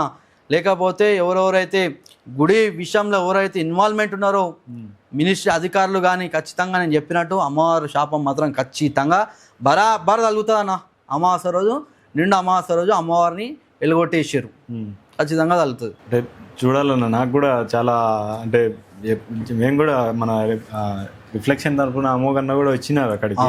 అక్కడ జరిగినప్పుడు అక్కడ చూస్తే వ్యవస్థ ఎట్లుండే అంటే లోపలికి అడుగు పెట్టడానికి లేకుండా పోలీసు వాళ్ళు బయట నుంచి ఆ గేట్ అది ఉంది కదా రేకులు అక్కడి నుంచే తోసేస్తున్నారు. అదే అంటే అంత ఘోరంగా అసలు లోపల ఏం జరిగిందన్న చూడనిరా అంటే వీడియోలు చూసి అక్కడికి పోతే లోపలికి పంపకుండా అడ్డుకునే ప్రయత్నాలు చేసిర్రు, కొట్టే ప్రయత్నాలు కూడా చేసిర్రు. కొంతమంది అన్నే కూర్చున్నారు, ఉద్యమం చేసిర్రు. అప్పుడే జరుగుతుంది అనుకునే న్యాయం ఇప్పటిదాకా లాగైంది. దానికి చెప్తున్నా కొట్టిరు, లాఠీ దెబ్బలు కొట్టిరు, ఇళ్ళకి తీసుకొని పోయారు, కేసులు బుక్ అయినాయి. మనము ఒక పిలుపునిస్తే బాపనోళ్ళు పూజ చేసుకుంటారు కదా గుళ్ళలకు పోయి బ్రాహ్మణ్స్, వాళ్ళని అరెస్ట్ చేసిరు. ఎవరైనా సరే పత్రికలకి వస్తారు కదా, వాళ్ళని బొట్టు పెట్టుకున్న అన్నాను అరెస్ట్ చేసిరన్న. ఆ రోజు విన్నాం, నీకు చెప్తున్నా కదా చరిత్ర విన్నాం, కానీ చరిత్ర చూస్తున్నాం ఈరోజు. బొట్టు పెట్టుకున్న అందరిని అరెస్ట్ చేసిరు. ఇండ్లకించి ఎట్లా అంటే సజ్జల మీద చెక్ చేసి, బెడ్ కింద చెక్ చేసి, ఎవరెవరైతే హిందుత్వం గురించి ఆలోచిస్తారు ప్రతి ఒక్కరిని లేవట్టిరన్న ఆ రోజు. ఎందుకు అంతగానో పెద్దగా ఏమవసరం? రోడ్డు మీద బొట్టు పెట్టుకునే పోయేటోని కూడా అరెస్ట్ చేసిరన్న. అంటే అర్థం చేసుకో, అంటే బొట్టు పెట్టుకుంటే అయిపోయింది, అరెస్ట్ చేస్తావా? అదే అనిపిస్తుంది. అంటే ఆ రోజు అంత హిందువులనే టార్గెట్ ఎందుకు చేస్తున్నారు అంటే ఎస్పెషల్లీ మీరు అన్నట్టు కాంగ్రెస్ గవర్నమెంట్ వచ్చిన నుంచి చాలా వరకు అంటే హిందూ ఆలయాలు కూలిపోవడం కానీ. అండ్ ఇంకోటి ఏంటంటే మనం మొన్న గోవుకు సంబంధించిన అదే బక్రీద్కు ఒక ఎమ్మెల్యే వచ్చి ఎస్కార్ట్గా ఉండి ఆ లారీని తీసుకుపోవడం జరిగింది పాత బస్తీలో. పోలీసులు అంటే హిందువులను పక్కకు నెట్టేసి వాళ్ళు ఆ గోవులను తరలించడం జరిగింది. సో ఎస్పెషల్లీ హిందువులనే టార్గెట్ చేస్తున్నారు. పక్కానా హిందువులని టార్గెట్ చేస్తారు. వాడు ఎమ్మెల్యే గాడు వచ్చి ఎమ్మెల్యే వచ్చి అంత దౌర్జన్యం చేసిండు. ఒక అధికారులకి పోలీస్ అధికారులని అంటే ఇష్టం వచ్చినట్టు మాట్లాడాడు, మాట్లాడాడు, చేత కాదు అది ఇదని మాట్లాడాడు. ఏం చేస్తారు? వాడిని అరెస్ట్ చేసిరా, లోపడేసిరా, ఇష్టం ఉన్నట్టు. ఈరోజు ఎంఐఎం సంబంధించిన చెప్పిన కదా, ఆ నిజాం రూలింగ్ నడుస్తుంది. ఆ యొక్క 7 కాన్స్టిట్యున్సీలో అయితే ఎంపీ ఏదైతే జోన్ ఉందో ఆ యొక్క నియోజకవర్గం సంబంధించింది, ఆడ నిజాం రూలింగ్ నడుస్తుంది. ఓల్డ్ సిటీలో ఒక ఫుట్పాత్ మీద ఎవడైనా దౌర్జన్యంగా ఆడు బిజినెస్ చేస్తే వాళ్ళని తీసే ప్రయత్నం అధికారులు చేస్తే వాళ్ళ పోయి గల్ల పట్టాలి, వాళ్ళని అరెస్ట్ రానాలా. ఈరోజు ఇక్కడ పోలీస్ అధికారులను అరెస్ట్ రానాలా. అసలు పోలీసు వాళ్ళకి మేము రెస్పెక్ట్ చేస్తున్నాము అంటే మేము పిచ్చోళ్ళమా లేకపోతే వాళ్ళు పిచ్చోళ్ళా? వాళ్ళు మిమ్మల్ని తిడుతురు, మేము ఈరోజు రెస్పెక్ట్ చేస్తున్నాం. మరి ఈరోజు మీకు రెస్పెక్ట్ ఇచ్చేది మేము, మా మీదనే జులుం. మళ్ళా చెప్తున్నా కదా, ఎంత జులుం అంటే చాలా జులుం అయిపోయింది అన్న హిందువుల మీద. వాళ్ళని ఎవడు ఏమని అటోడు లేడు. ఎందుకు? నిజాం రూలింగ్ అది, నిజంగా నిజాం రూలింగ్ అన్న. వాళ్ళకి చెప్తున్నా కదా, ఎంత అంటే అంత నోటికి వచ్చింది మాట్లాడేస్తారు. పోలీస్ స్టేషన్లలో పోతాడు, ఇట్లా బల్లల మీద కొట్టి మాట్లాడతారు. అసలు వాళ్ళకి పోలీసులు అంటే రెస్పెక్ట్ లేదు. ఏమనుకుంటారు అంటే పోలీసు వాళ్ళు మా కిందనే పని చేస్తారు, ఇంకా వాళ్ళు నిజం ఆలోచన ఉందన్నమాట. ఆలోచన ఉంది. ఆ పోలీసులు రజాకర్కి సంబంధించిన వ్యక్తులు అన్నట్టు వాళ్ళు అంతే, వాళ్ళు అట్లా ఆలోచన. అండ్ ఇంకోటి వాళ్ళు మాట్లాడడం ఏంటంటే, ఆ లారీలో వుడ్ ఉంది, ఆ వుడ్ని తీసుకొని పోవడానికి ఎమ్మెల్యే వచ్చి లారీని తీసుకుపోవాల్సినంత అవసరం ఏమొచ్చింది? ఒక వుడ్, ఒకసారి వుడ్ ఉంది, అవును, చెక్ చేసిర్రు, మళ్ళా కావాలంటే ఎత్తి పెడతారు, ఎత్తుకొని పోను. నువ్వు ఎమ్మెల్యే వచ్చి దాన్ని అంటే లారీని తీసుకొని పోవాల్సినంత అవసరం ఏమొచ్చింది? ఏం లేకుంటే దాంట్లో షో ఆఫ్ అన్న, show off, just show off అంది. అంది పిగుడాడు ఏం ఉన్నాడు. నాంపల్లి కాన్స్టిట్యున్సీలో చెప్తున్నా కదా, ఇదే ఫస్లాన్సర్లా, ఇదే సయ్యద్ నగర్లా, ఇదే నాంపల్లి బజార్ గట్ల, ఇదే మీదిపట్నంలా చూసుకుంటే ఏడు చెత్త అన్న ఉంటుంది. ఏడ నాలా అన్నేం సయ్యద్ నగర్లో చూసుకో అన్న, పోయి నీళ్ళు ఇట్లా కారుతాయి. ఆయనకి డెవలప్మెంట్ గుర్తురాదు.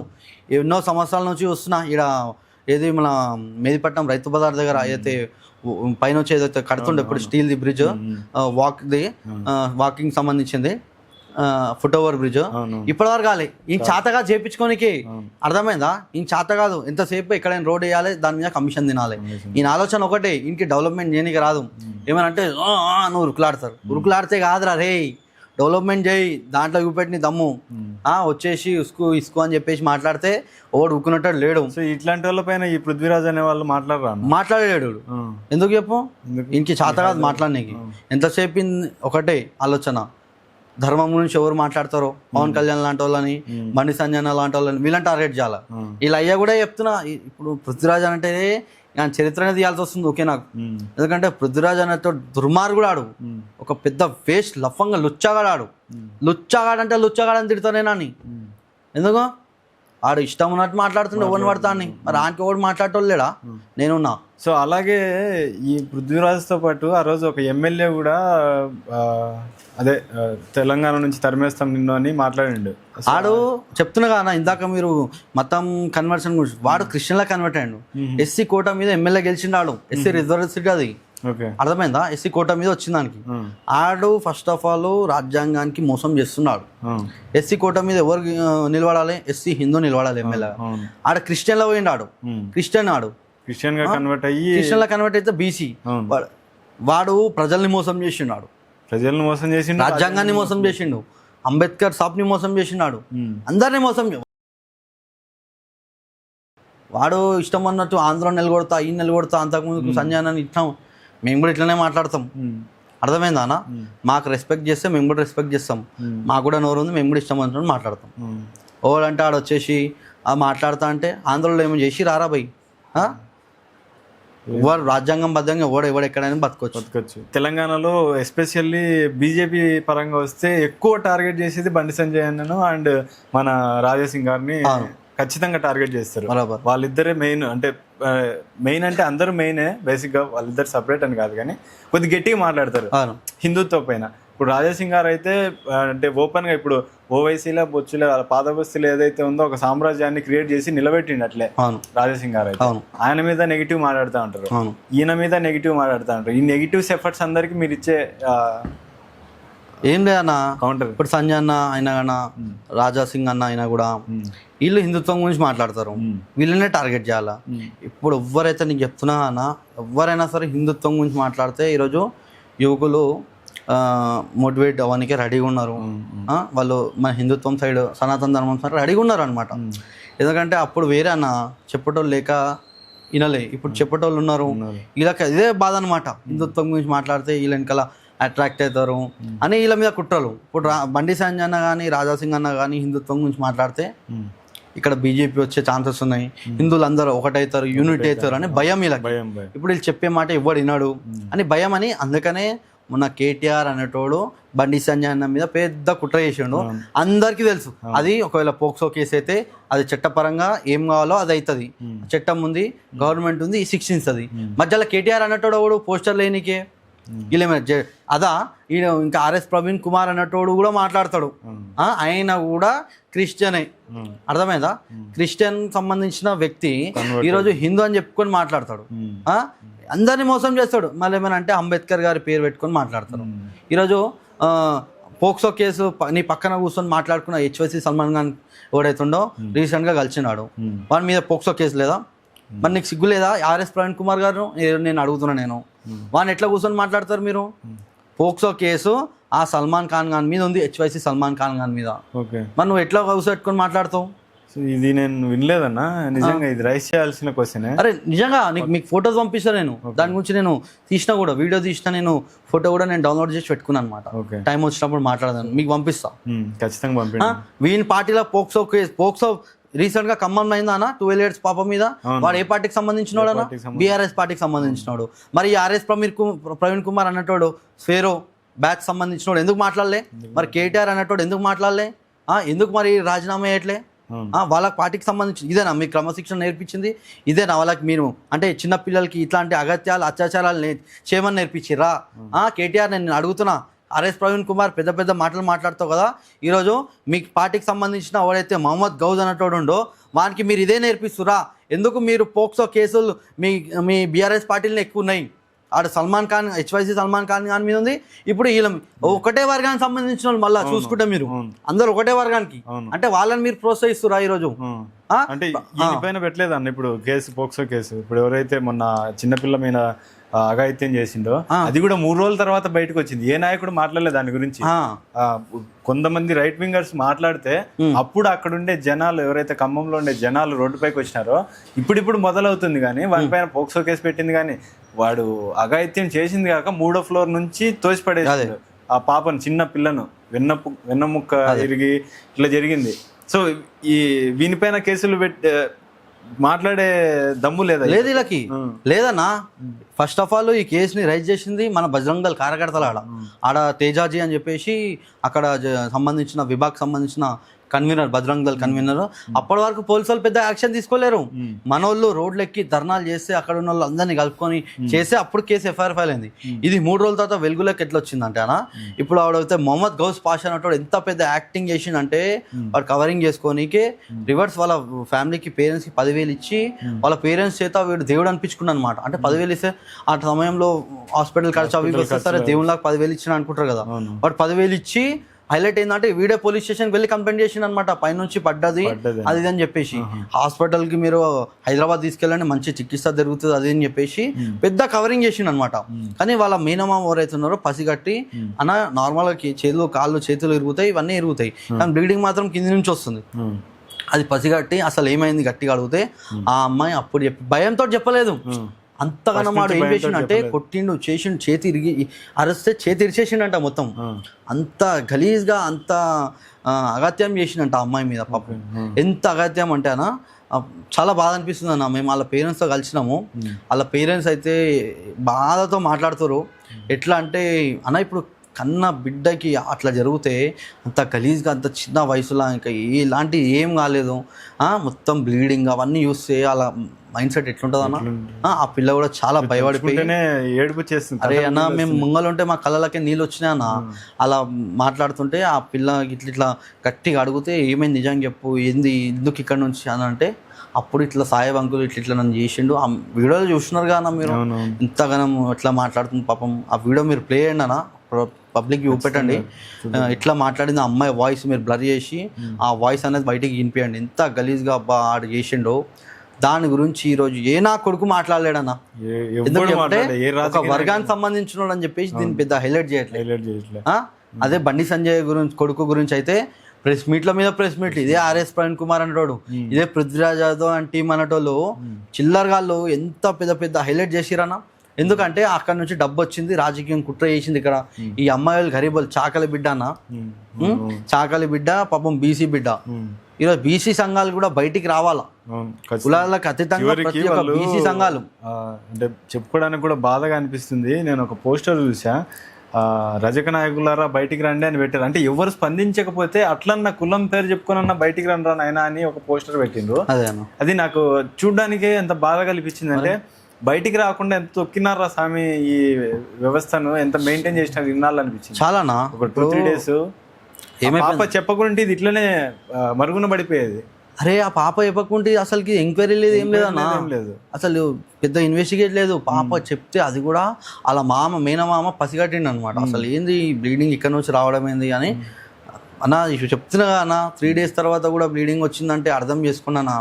ఒక మన ఆడపిల్లకి ఇట్లా జరిగిందంటే ఎంతగానం బాధ ఉంటుంది. బాధనా ఖచ్చితంగా. ఆ విషయాన్ని వాళ్ళ మామ పసిగట్టి బ్లీడింగ్ వస్తుందని చెప్పేసి ఆ పెయిన్ ఎట్లా భరించిందో ఆ పిల్ల పాపము మొత్తం చేతులు ఇరిచేసి బేవశాయి పడిపోతే 3వ ఫ్లోర్ నుంచి ఎత్తేసిన తర్వాత ఇంకెవ్వరు చూడాలి అని చెప్పేసి వాడే కిందికి వచ్చి హల్చల్ చేసి కేసు పెట్టించి వాడి యాక్టింగ్ చూడండి అన్న ఈరోజు మనము నేను వాళ్ళు ఎప్పుడు కూడా హిందూ ముస్లిం బాయ్ కారణానికి నేను ఎందుకు చెప్తానంటే అన్న అసలు కాదండి ఈ విషయం అన్న మనము 6 సంవత్సరాల ఆడపిల్లకి మనం దేవతలాగా కొలుస్తాం కానీ వాళ్ళు 6 సంవత్సరాల పిల్లని ఇట్లాంటి అగత్యాలు అత్యాచారాలు చేస్తారు వాళ్ళ దాంట్లో ఉందన్న వాళ్ళ దాంట్లో ఉంది కాబట్టి వాళ్ళు క్లారిటీ ఉన్నట్టు చేస్తున్నారు ఈరోజు మనోళ్ళే ఇక రంజాన్ వచ్చిందంటే సలీం బైకా హలీం అని చెప్పేసి లొట్టలు వేసుకొని తినే కొడుకులు మన సెక్యులర్ కొడుకులు మారండి రాబాయి మారండి ఎన్ని రోజులు 6 రథాకారులు అట్లనే చేసిరు మన ఆడపిల్లలకి అన్న మన పిల్లల్ని పుట్టగానే చంపేస్తుండే తెలుసా ఆడపిల్ల ఉడితో చంపుతుండే ఎందుకంటే వాడు నా కొడుకులు ఇట్లా చేస్తారన్న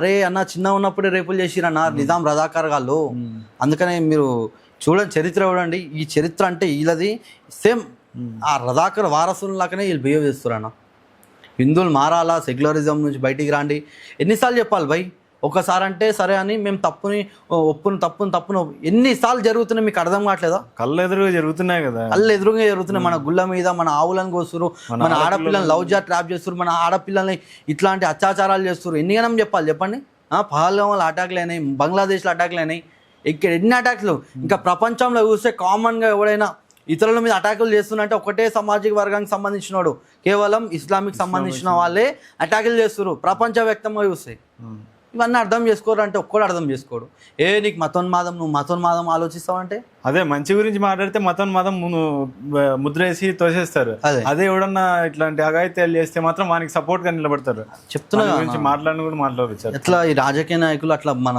హిందువుల బుర్రలను అట్లా తయారు చేసేసారు స్పెషల్గా కాంగ్రెస్ పార్టీ ఖచ్చితంగా అంటే థ్యాంక్స్ అన్న ఈరోజు చాలా విషయాలు తెలియజేశారు మన వాళ్ళకి నేను ఈ వీడియో చూసే ప్రతి ఒక్క హిందువుకి చెప్తున్నా దయచేసి ఇప్పటికైనా మారండి అన్న చెప్పినట్టు మళ్ళా నిజాం పాలన తెలంగాణలో నడుస్తుంది మన గుళ్ళపైన అఘాయిత్యాలు జరుగుతున్నాయి మన ఆడపిల్లలను అంటే మరీ దారుణంగా చూస్తాను మొన్న ఎట్లా జరిగిందో మన ఆడపిల్లలను వదలటంలే మన గుళ్ళను వదలటంలే మన హిందూ అనే పేరు వింటేనే కాఫీర్లు వాళ్ళని లేపేయండి అన్నట్టు వాళ్ళు మాట్లాడుతున్నారు సో దయచేసి ఇప్పటికైనా సెక్యులరిజాన్ని వదిలేసి కళ్ళు తెరుచుకోండి మేల్కోండి అండ్ ఫైనల్గా మన ప్రేక్షకులకి అండ్ హిందువులకి మీరు గట్టిగా ఒక మాట చెప్పాలంటే ఏం చెప్తారన్న నేను ఎప్పుడు ఒకటే చెప్తాను సెక్యులరిజం వదిలేసేయండి హిందుత్వంకి రాండి హిందుత్వం గురించి ఆలోచించండి మన గుళ్ళని మన ధర్మాన్ని కాపాడుకుందాం మన ఆడపిల్లల్ని కాపాడుకుందాం ఇంకోటి విషయం చెప్పాలనుకుంటున్నాం హిందువులందరూ హిందువుల దగ్గరనే బిజినెస్ చేయాలా హిందువులందరూ బొట్టు పెట్టుకున్న దగ్గర బిజినెస్ చేయాలా మన ఆవుని ఎద్దుని తినటం దగ్గర బిజినెస్ చేయొద్దు 1 రూపాయి అయినా సరే బిజినెస్ చేయొద్దు కావాలంటే కడుపుని ఎండబెట్టుకునే ఉన్నాం కానీ మన దగ్గర 1 రూపాయి కొనొద్దని నేను హిందువులందరికీ వేడుకుంటున్నా చేతులు జోడించి జై శ్రీరామన్న సో ఇలాంటి వీడియోస్ మన 80 పల్స్ నుంచి డైలీ వస్తుంటే మన ఛానల్ని సబ్స్క్రైబ్ చేసుకోండి అండ్ వీడియో లైక్ చేయండి షేర్ చేయండి జై శ్రీరామ్